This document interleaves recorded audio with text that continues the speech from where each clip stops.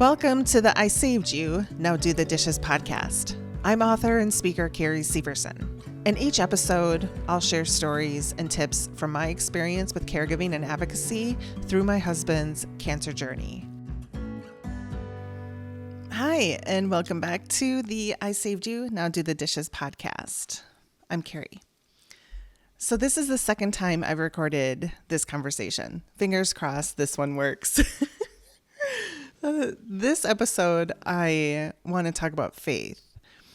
So I'm going to say that right out of the gate. If you're somebody that gets, uncomfortable talking about faith, totally understand. I'll see you next week. But when you're in a life-altering scenario, particularly one that's life-threatening, faith is a really big part of that experience. When Gavin was first diagnosed with cancer, my faith was absolutely rocked. But first, let me back up and actually tell you a little bit more about Gavin and his faith. When he and I first met, I grew up in the church. I grew up Catholic from the Midwest. And back there, it was sort of expected that we go to I think it's CCD.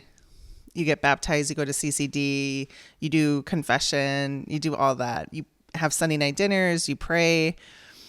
Everyone prays for you. There's, a church, all sorts of different churches all over the place.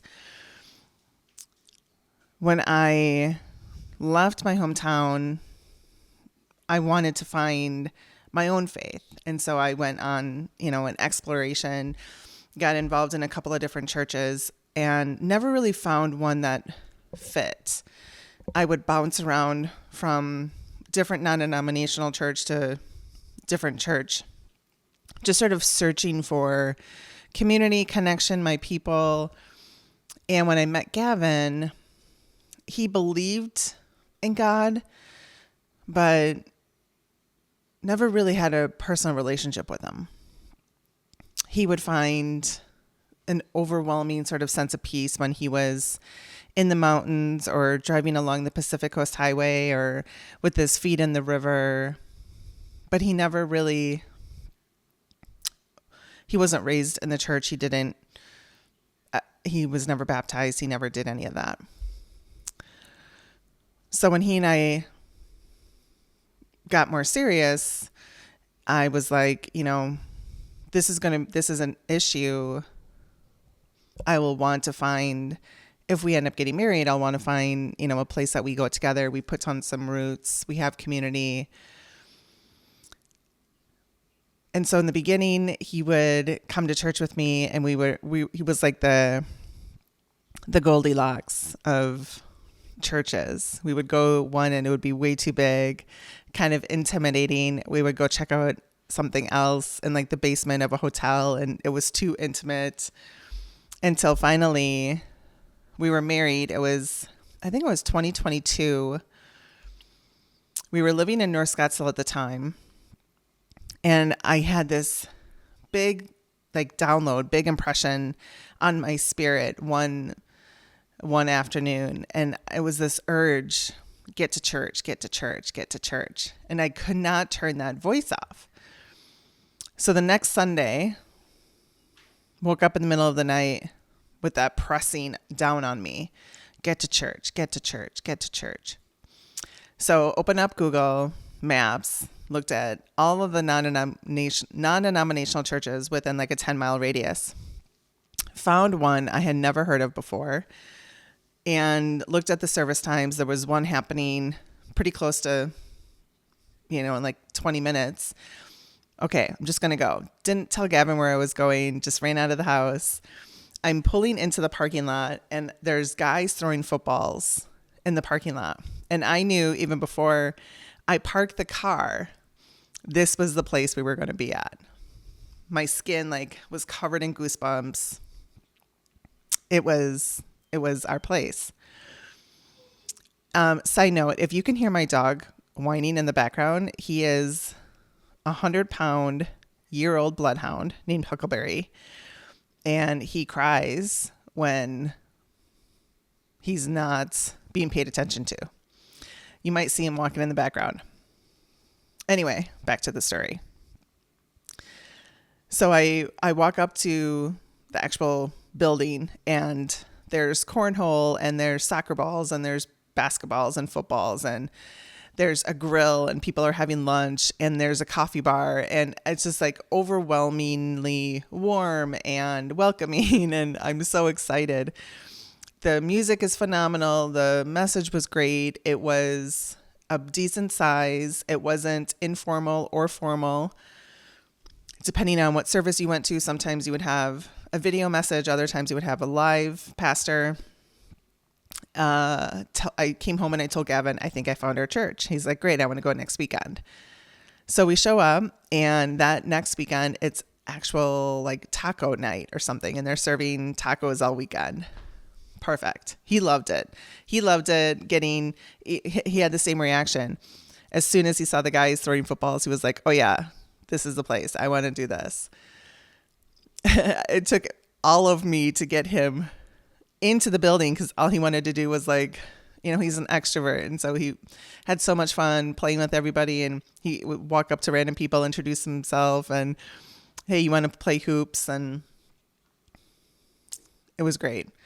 Following weekend, his kids came. They loved it. So we got everyone plugged in, and by October of 2022, Gavin and I were in a small Bible study group in our neighborhood, and it worked. It fit us. We were so excited to be part of a community like that. And he dove right into the deep end, and he listened to the Bible thanks to James Earl Jones. Whenever he got into his car, it was like Darth Vader was reading from the book of Mark. It was so trippy to hear Darth Vader reading the Bible to Gavin, but it was pretty cool. So then January of 2023, I want to say January 1st was a Sunday, and the pastor is in person that day, and he challenges everyone who had not been baptized to walk out the front door and get baptized. And I look over at Gavin, and Gavin's got tears in his eyes, and my arms are covered in goosebumps. And I'm like, oh my gosh, he's going to get baptized today. We don't say anything to one another. I follow him out of the church to the baptismal tub, and he gets baptized right then and there. Doesn't say anything to me, just he was all in. Later that year, he gets diagnosed with cancer, and it rocked my faith and lit his on fire.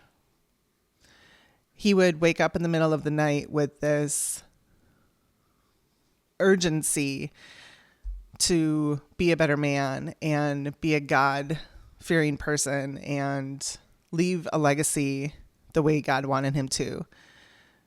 And he'd be in tears some morning because he felt so close to God. He wanted me to understand that. He kept saying this: if God takes me out of this world, I know you're going to be taken care of. And I would get so angry.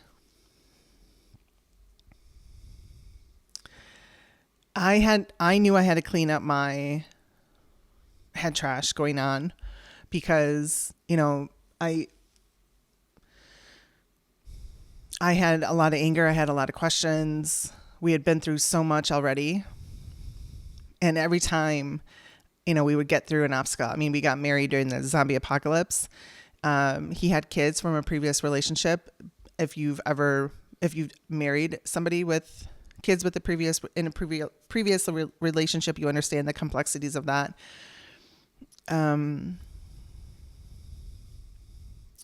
Every time we would get through a challenge, I'd be like, if we can get through that, we can get through anything. And then, 3 years into our marriage, he gets cancer. So I had some anger I had to clean up, and had some questions to God I had to figure out. And I knew I couldn't bring that into his experience with cancer, because he was so firm in the beginning. He felt so confident. He was like, this is what God, I'm not in control of this. This is God's way. And so even before he started, I was like, I have to get clear here. I have to do some work. Everyone's like, get into a cancer support group. And I looked for one. I looked online for a lot of cancer support groups, cancer caregiving support groups. And every time I would walk into a caregiving group, I'd feel worse I'd feel worse. It's heavy. Nobody was talking about their own mental health or what they were doing to support themselves. Everyone was talking about the person that they were caring for. It wasn't supportive. It was depressing. And I couldn't do it. And I felt like every time I would walk out of one of these groups, I'd want to tell Gavin what I learned or stories that I heard, and it would bring him down. And so at one point he was like, you can't talk to me about these stories. People with head and neck cancer are really prone to losing their teeth. And, there was horror stories about 30-year-old people, with like teeth falling out while they were drinking water, and it was hard.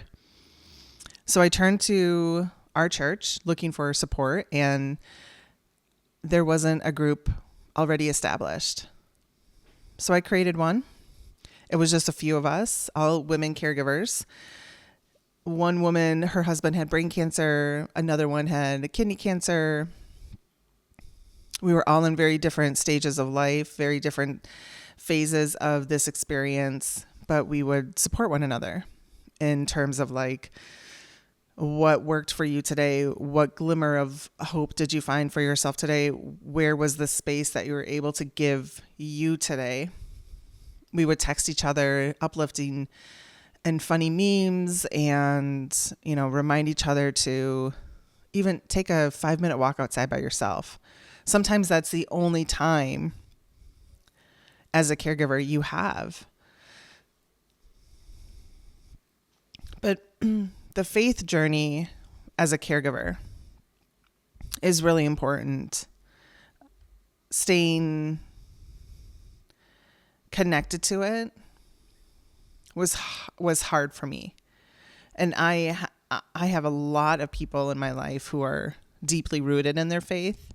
And during the really hard times of that journey, I had to rely on them and their faith. Particularly when our journey got really nasty, which I haven't talked about yet.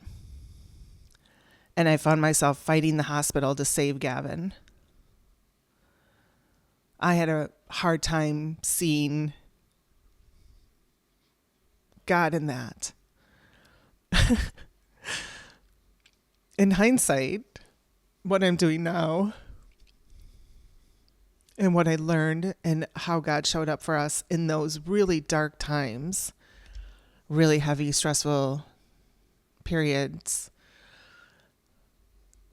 I can accept and recognize He obviously carried us. Definitely carried Gavin. But I couldn't see it then. I would love to know your experience about that.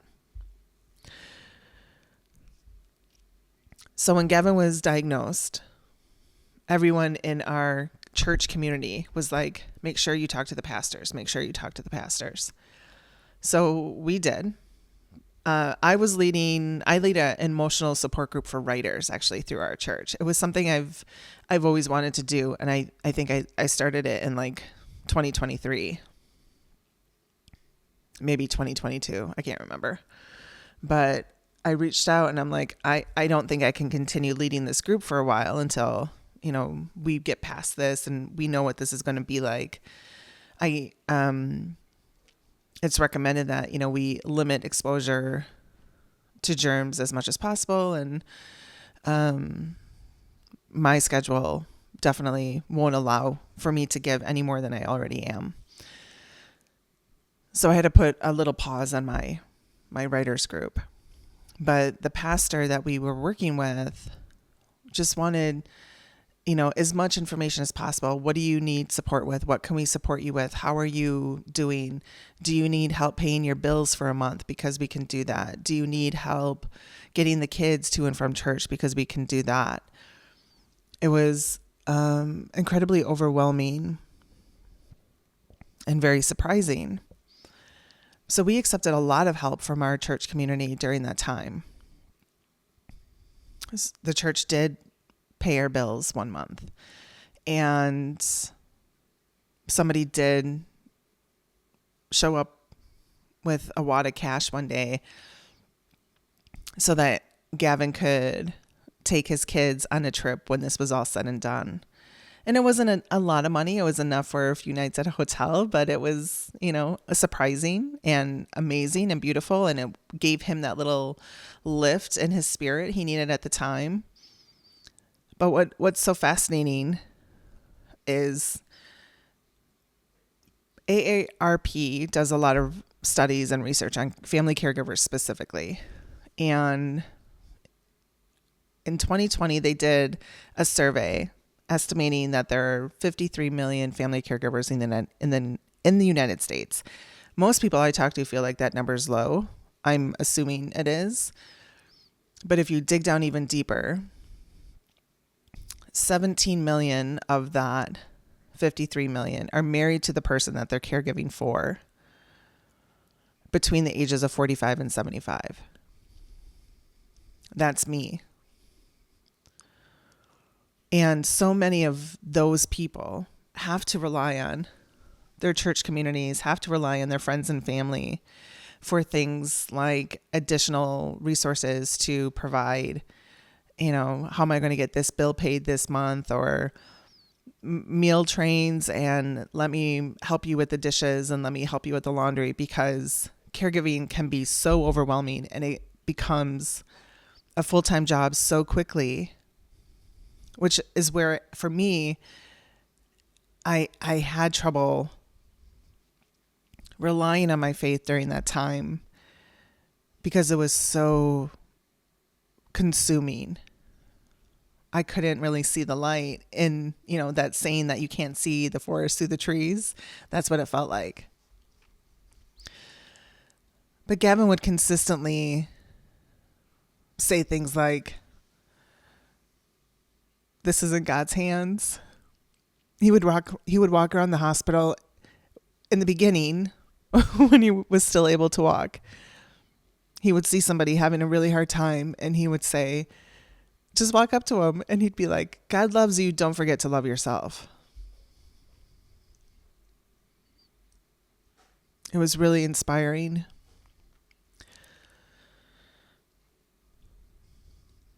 I did my best to sort of hide my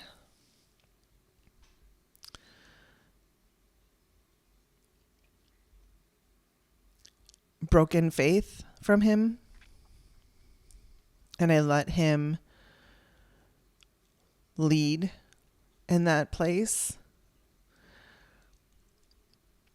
I would turn on messages from church on TV when I would recognize that he was losing his faith or his trust, or he would get really down on himself because of how much pain he was in. And when I started to hear things like, "I don't know how much more of this I can do and I want to quit," I would turn on a message because he loved it and he was so committed to it.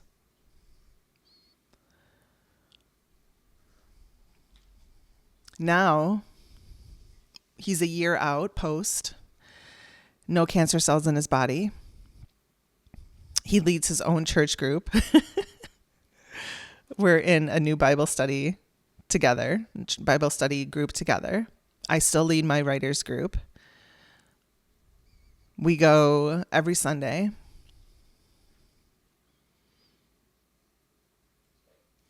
And I've sort of reconciled the blip in my faith a year ago, doing what I can to support caregivers in the same space, passing on what I learned, and trusting that this message is reaching the right people at the right time to help them through a dark period of their life.